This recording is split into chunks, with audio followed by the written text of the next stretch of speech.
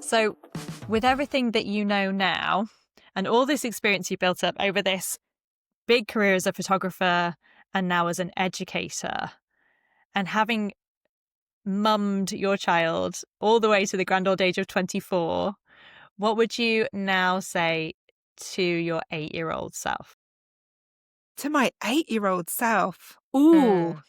So that's a very interesting one, because I never thought that I was worth anything.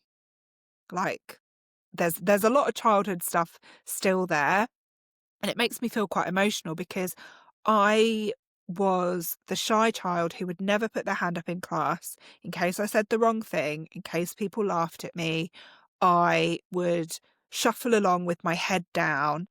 And I suppose what I would say to her, ooh, this is a powerful question, Victoria. My goodness.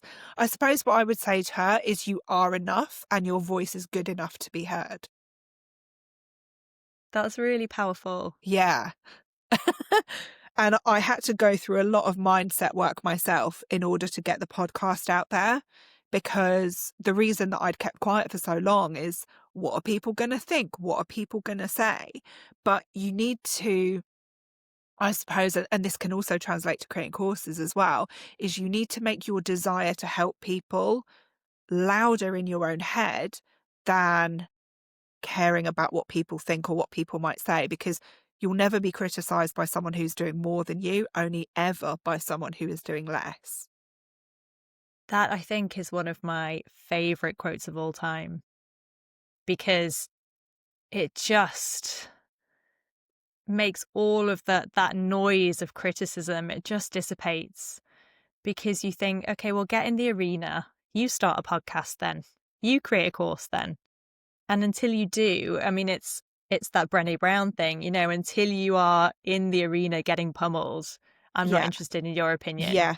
Because I'm just trying to do a thing for myself, for my son, for my family. And, leave me alone. I'm just trying to do my thing. And I think that's really powerful. There's something about being 8 years old, I think.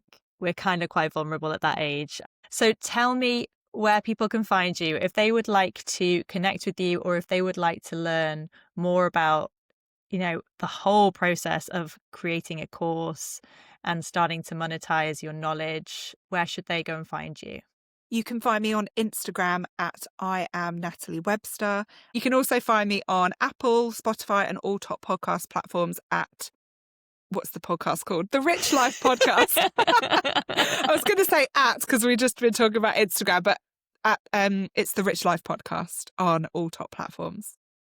I highly recommend it. There's loads of really interesting gems in there. And if you don't know anything about course creation, it's a really great place to start. I think you give away so much good information that kind of dispels all the mystery around it. So yeah, I love that you've been listening. Thank you.